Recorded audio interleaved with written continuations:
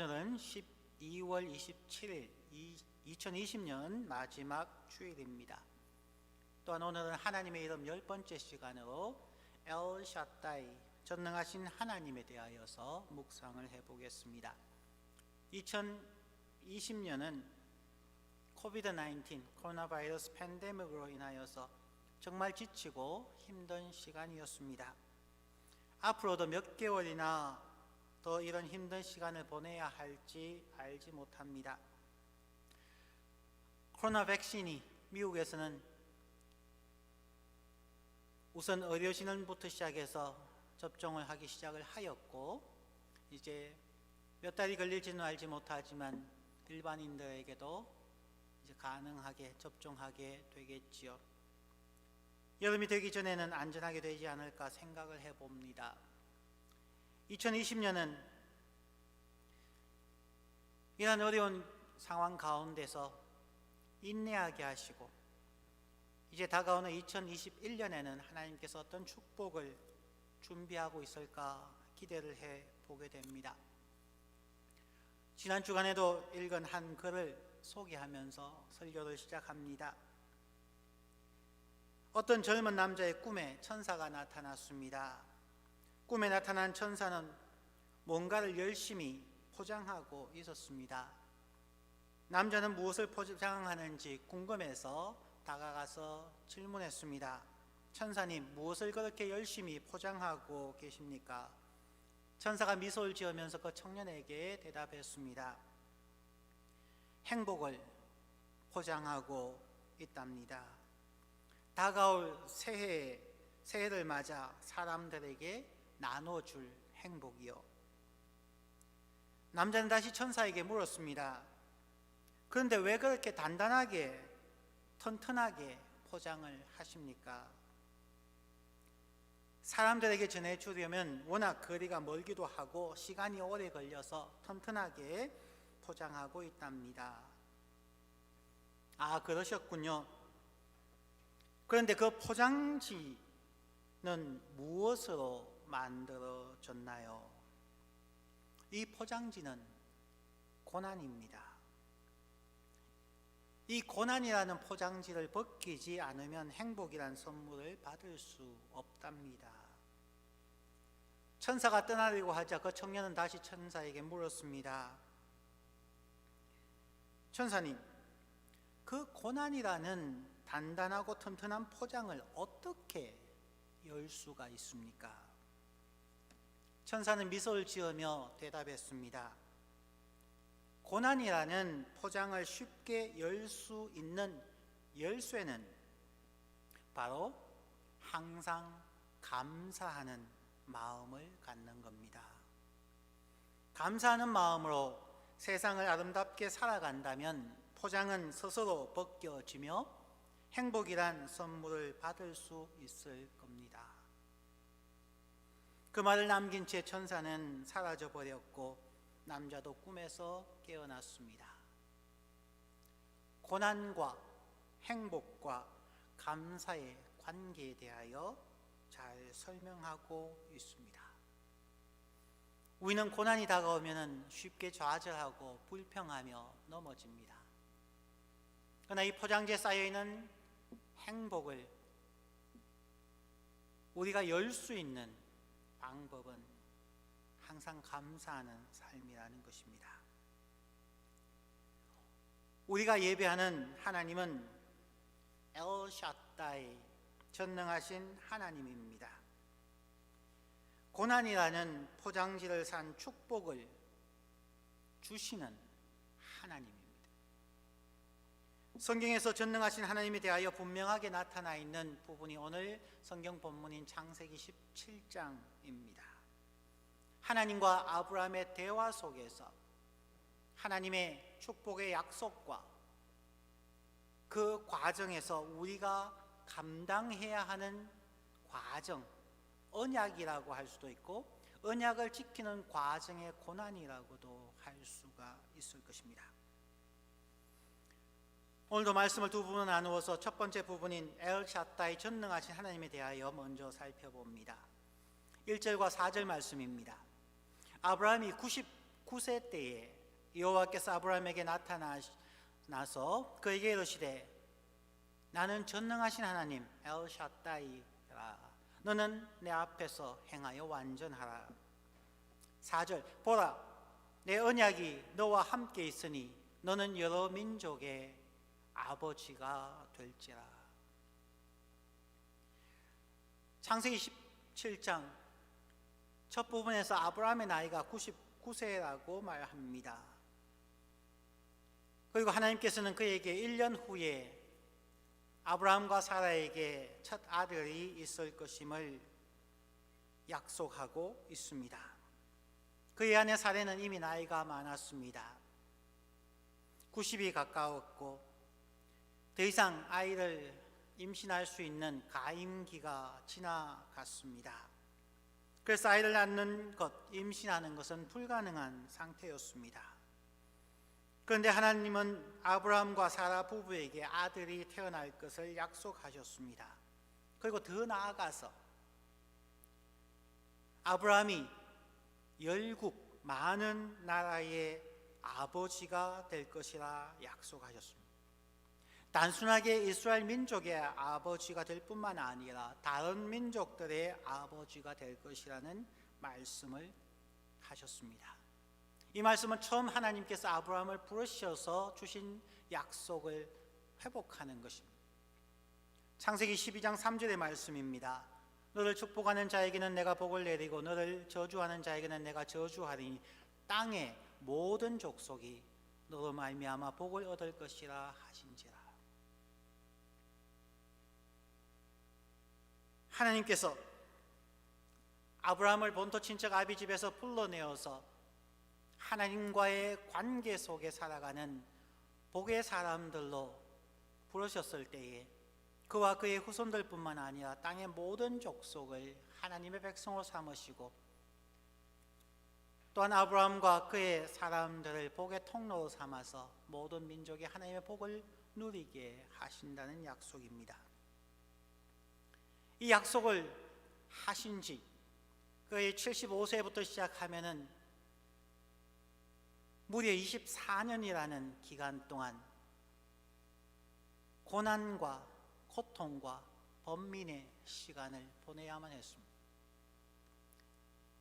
그 오랜 기간, 그 고난의 끝부분에 그가 인내하였을 때에 비로소 아들의 축복, 그리고 또 다른 고난의 시기를 지나고 난 후에 열국의 아버지가 되게 하신다는 말씀입니다. 하나님께서 그 약속을 주실 때에는 고난이라는 포장, 성경에서는 언약이라는 포장을 통해서 우리에게 주신다고 말씀합니다. 우리는 너무나 쉽게 하나님을 믿으면 복을 받는다고, 예수 믿고 복 받는다고 얘기하지만 하나님의 축복은 그냥 주시는 것이 아닙니다. 언약이라는 포장지어 감싸져 있습니다. 언약이라고 하는 것은 정말 단단한 포장지입니다. 힘든 포장지입니다. 언약을 회복하지 않으면, 하나님과 사람 사이에 맺은 약속, 그 계약을 지키지 않으면 그 축복은 우리가 열 수 없다는 말이기도 합니다. 창세기 27장에서 전능하신 하나님은 엘샤다이입니다. 히브리 단어에서 엘이라는 단어는 하나님이라는 뜻이죠. 그렇다면 엘사다이라고 하는 것은 샤다이의 하나님이라는 말입니다. 그러면 여기에서 샤다이가 무슨 말인가, 무슨 뜻인가를 찾아보는 것이 매우 중요할 것입니다. 고대 근동, 특별히 히브리어에서의 샤다이라는 단어는 그 어근인 샤드에서 나왔습니다. 이 샤드는 목축민족, 유목민이었던 아주 오래전에 이스라엘 민족이 만들어낸 단어입니다. 그러면 이 단어는 반드시 목축과 관계되어져서 생각하는 역사적, 문화적 배경을 이해하는 것이 중요합니다. 그들에게 있어서의 가장 큰 축복은 자녀의 풍성함뿐만 아니라 가축들이 많아지는 것입니다. 그래서 아브라함의 역사나 그 이후에 이삭, 야곱의 역사들 보아서도 항상 가축의 숫자가 그들의 축복의 상징이었습니다. 자, 그러면 가축이 어떻게 하면은 많아질 수 있을까요? 가축은 그 어미가 새끼 양들, 가축을 많이 잉태하고 출산하는 것이 축복입니다. 양이나 염소의 어린 새끼들에게 젖을 주고 보호해 주는 어머니의 젖가슴, 유방을 나타내는 말이 바로 샤다이입니다. 서양의 문화는 하나님을 아버지라고 생각합니다. 그런데 원래 이스라엘에 있어서 엘샤다이, 전능하신 하나님은 자녀들에게, 새끼들에게 풍성한 먹을 것을 주는 젖가슴을 가진 하나님이라는 뜻으로 사용하였습니다. 엘샤다이, 어머니의 이미지를 가진 하나님을 나타내주는 표현입니다. 이 표현은 또한 예를 들면 출애굽기 3장 8절에서 보면은 내가 내려가서 그들을 애굽인의 손에서 건져내고 그들을 그 땅에서 인도하여 아름답고 광대한 땅, 젖과 꿀이 흐르는 땅, 그곳으로 데려가려 하노라 말하고 있습니다. 젖과 꿀이 흐르는 땅이라는 것, 즉 풍성한 목초지가 있어서, 그리고 그 주위에 맑은 시냇물이 풍성하게 흘러가므로 가축의 어머니들이 먹고 마시며 충분한 젖을 양산해서 새끼들에게 먹일 수 있는 땅이라는 뜻입니다.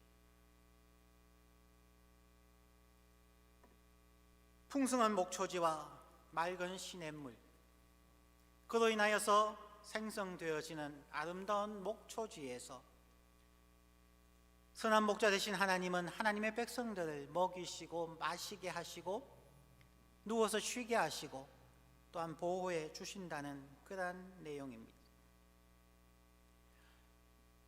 처음 하나님께서 인간을 창조하시고 주신 첫 번째 명령, 창세기 1장 28절 말씀에서 생육하고 번성하여 땅에 충만하라는 말씀을 지킬 수 없는 아브라함과 사라, 오랜 기간 동안 생명을 잉태할 수 없던 그들에게 하나님을 신실하게 따라가는 24년의 삶 후에 하나님은 그들에게 아이를 출산할 것을 약속하고 25년이 되는 100세에 아이를 출산할 수 있게 축복해 주시며, 하나님께서 어머니처럼 젖을 먹여주시고 기르시고 축복하셔서 그들이 더욱 생육하고 번성하여 땅에 충만한 축복을 주신다는 것입니다.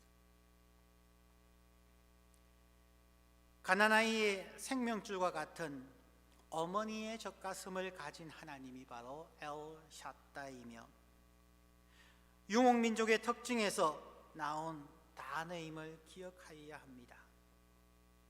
서구 문명과 교회는 그 후에 가부장적인 문화로 바뀌어지면서 엘샤다이를 전능하신 하나님, God Almighty로 번역하게 되었습니다. 가난아이를 낳고 키워보신 분들은 아시겠지만 정말 힘이 듭니다. 특별히 어머니들은 아이들이 칭얼거릴 때면 배가 고픈 줄을 알고 자다가도 젖을 물립니다. 아이가 깨어있을 때에도 항상 옆에 있어 주어야 합니다. 눈을 마주치며 어머니가 앞에 있다는 것을 눈으로 확인할 수 있게 할 수 있게 해주시고 안정감을 느낄 수 있게 해주어야 합니다. 아이의 동선에 맞추어서 움직이고 그들과 함께 놀아주어야 합니다. 팔다리를 쭉쭉 마사지 해주며 아이들의 하루 일과를 그들의 시간표에 따라서 맞추어 주어야 합니다. 아기들은 1시간, 2시간, 3시간마다 깨어납니다. 그러면 어머니도 그 시간에 맞추어서 깨어야만 합니다. 아기가 자는 시간에 어머니도 자야만 합니다. 그렇지 않으면 건강을 상하게 될 수 있습니다. 지치고 힘들어도 어머니들은 자신의 아이들이 잘 자랄 수 있도록 그 힘든 수년간의 시간을 인내하며 아이들에게 할 수 있는 최대한의 영양분과 안전과 기쁨을 제공합니다. 이 세상에서 가장 위대한 것이 어머니의 희생이라고 말하지 않습니까? 또한 세상에서 가장 강력한 힘이 어머니의 사랑이라고 하지 않습니까? 바로 그러한 어머니의 희생과 사랑을 하나님께서 아브라함과 사라의 자녀와 자손들에게 제공하시겠다는 약속입니다. 그래서 하나님은 자신을 엘샤다이, 자녀를 배불리 먹이고 또한 자녀들이 그 품에 안겨서 편안함을 누리고 부모의 체온을 느끼고 어머니의 그 심장 뛰는 소리를 들을 수 있게 해주는 젖가슴을 가진 어머니의 모습으로 자신을 표현하고 있다는 것입니다.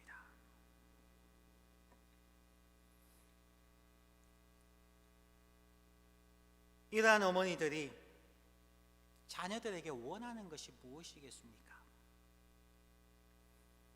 이것을 이해하면 전능하신 하나님께서 하나님의 자녀들에게 무엇을 원하는지 우리가 알 수 있게 될 것입니다. 엘샤다이 전능하신 하나님께서 우리에게 원하는 것, 그 언약에 대하여서 7절과 10절과 11절 말씀을 봅니다. 내가 내 언약을 나와 너 및 너 대대 후손 사이에 세워서 영원한 언약을 삼고 너와 너의 후손의 하나님이 되리라. 너희 중 남자는 다 할례를 받으라. 이것이 나와 너희와 너희 후손 사이에 지킬 내 언약이니라. 너희는 포피를 베어라. 이것이 나와 너희 사이의 언약의 표징이니라. 하나님은 아브라함에게 할례의 언약을 제정하겠다 말씀하십니다. 왜 할례입니까? 태어난 지 8일 만에 거행하는 할례 서컴시전은 남자아이의 성기의 표피적 끝부분의 피부를 잘라내는 것입니다. 성경에서 할례를 하는 이유 2가지를 간략하게 생각해 보겠습니다. 첫째는 생명의 언약입니다. 생식기의 끝부분의 피부를 잘라냄으로써 생명을 잉태하는 것은 하나님에게 속하였다는 뜻입니다. 자녀들에게 그들의 생명이 어머니의 뱃속에서 잉태되고 자라고 이 땅에 태어난다는 것을 기억하라는 것입니다. 그들의 생명이 그들 스스로 창조한 것이 아니라 부모로부터 거저 받은 선물이라는 것을 기억하라는 것입니다.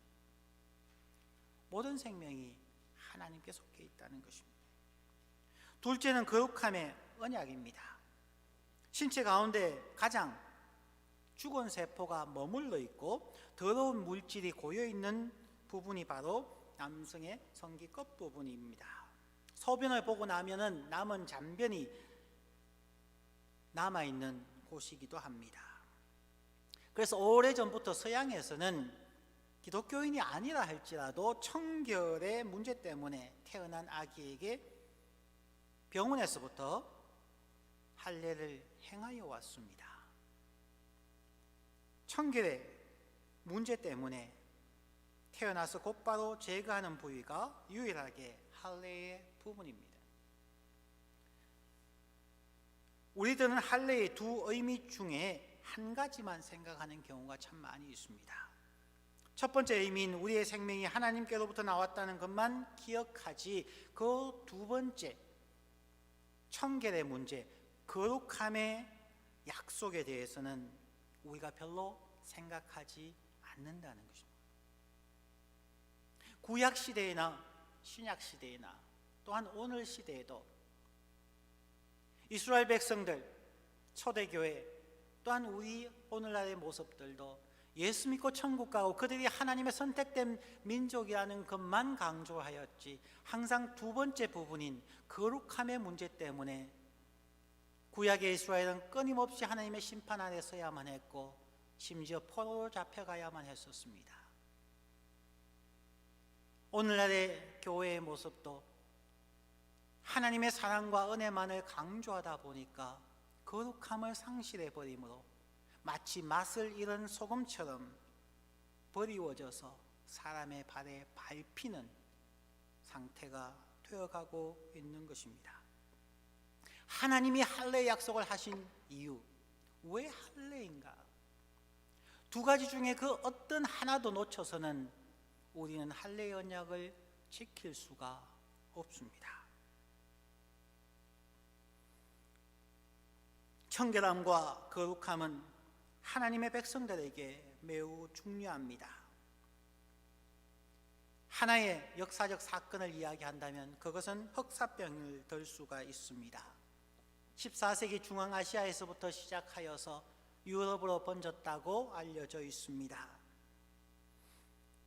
흑사병, 즉 패스트균은 무려 7,500만에서 심지어 2억에 해당하는 사망자를 내었다고 역사는 기록하고 있습니다. 그런데 유럽에서 유대인 집단 거주지에서는 흑사병의 피해가 상대적으로 적었다고 이야기를 합니다. 그 이유는 그만큼 유대 민족들은 청결의 문제를 성경에서부터 시작해서 그들의 삶에 적용하며 살았다는 것을 우리가 알 수 있습니다. 오늘날도 코비드-19으로 어려움을 겪을 때에 우리 일반인들이 할 수 있는 일들 중에 일반인들이 할 수 있는 가장 중요하게 여기는 것은 마스크를 꼭 사용하고 손을 자주 씻고 손세정제를 사용하는 것이 아닙니까?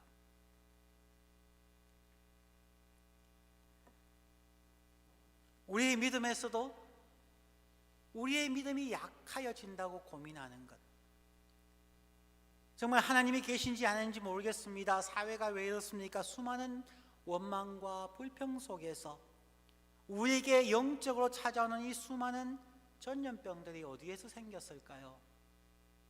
가장 간단한 부분입니다. 마스크를 쓰고 손을 자주 깨끗하게 세정하는 것이죠. 이것을 비유적으로 생각을 한다면 우리의 입에 재갈을 물리고 우리의 입에서 무슨 말이 나오는지를 항상 점검하는 것이죠. 처음에 소개드렸던 천사의 말처럼 고난이라는 포장지를 열 수 있는 열쇠는 항상 감사하는 것, 입을 절제하는 것이죠. 원망과 불평과 남에 대한 이야기가 아니라 우리의 입에서 감사와 찬양과 기쁨의 말이 나오도록 우리의 입에 마스크를, 우리의 입에 재갈을 물리는 것이 가장 기본적인 위생시설이겠죠.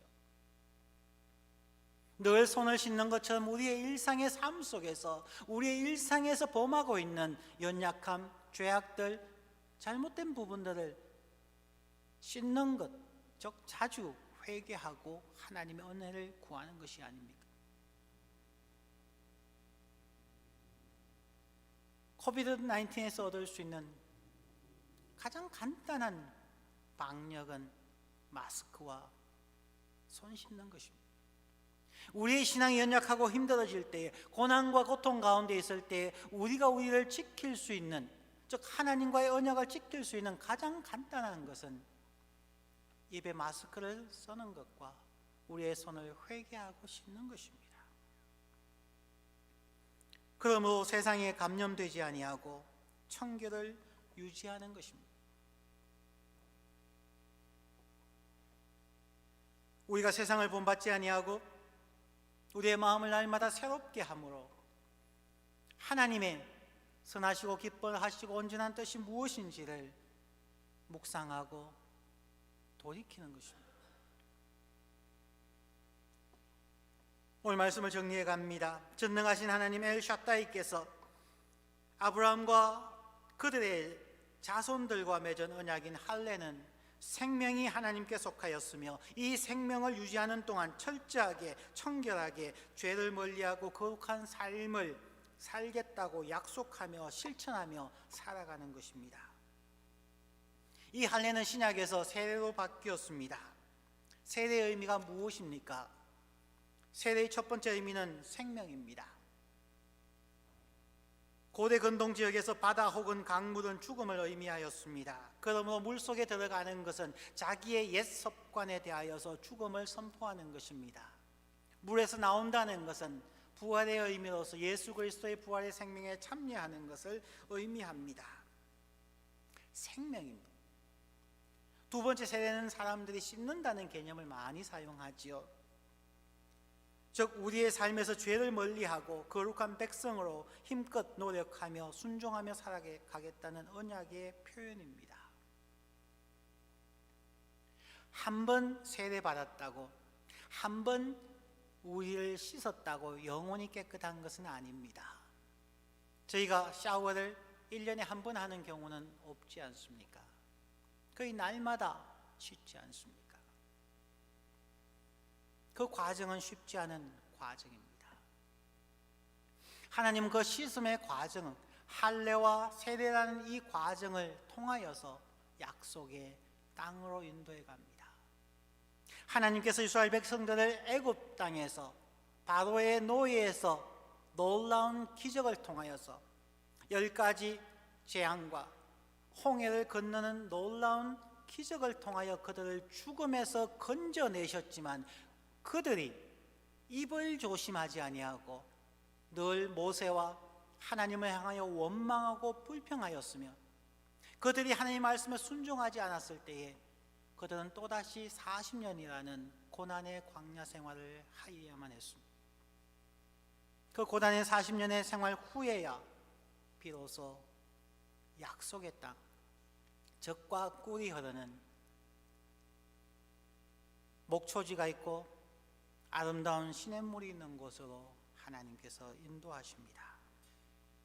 우리는 어떻게 이것을 가능하게 할 수 있을까요?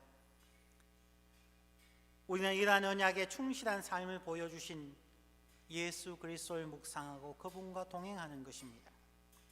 히브리서 4장 15절 말씀에 우리에게 있는 대제사장은 우리의 연약함을 동정하지 못하실 리가 아니요 모든 일에 우리와 똑같이 시험을 받으시니로되 죄는 없으시니라.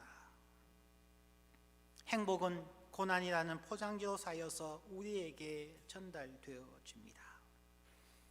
예수 그리스도의 축복 생명도 십자가의 고난이라는 그 고난을 통해서만 우리에게 생명의 축복으로 다가오신 것과 같습니다. 태어난 아기의 행복은 힘든 어머니의 해산의 고통 뒤에 찾아옵니다. 2020년 코비드-19이라는 고난 중에 살아가고 있는 우리들이지만 우리를 보살피는 엘샤다이 전능하신 하나님은 우리와 함께 하시며 하나님은 우리에 대한 당신의 언약을 지키시며 저희들이 하나님과의 언약을 지키기를 원하고 있습니다. 하나님은 어머니의 젖가슴처럼 우리들의 필요를 채우시고 우리를 품에 안으시고 따뜻한 체온과 어머니의 심장 고동 소리를 듣게 하십니다. 예수 그리스도는 우리와 똑같이 어려운 시험을 받으셨지만 하나님과의 언약을 기억하고 거룩한 순종으로 우리의 구원자가 되셨습니다. 고난받으시되 죄를 범치 않으신 예수 그리스도, 고난을 통하여 고난은 예수 그리스도의 거룩하심을 더욱 분명하게 나타내 주었습니다. 우리에게 주어진 고난 속에서도 우리의 생명이 하나님께로부터 왔음을 기억하고 청결과 거룩한 삶을 살아가려 노력함을 통하여서 하나님의 축복이 더욱 선명하게 저와 여러분에게 나타나게 될 것입니다. 우리도 예수 그리스도와 함께 동행하며 어려울 때 그분을 의지하며 그분의 도움을 청하고 거룩한 순종의 삶을 위하여 노력해 감으로 하나님의 은혜와 축복을 체험하시기를 주의 이름으로 간절히 축원드립니다. 기도하겠습니다.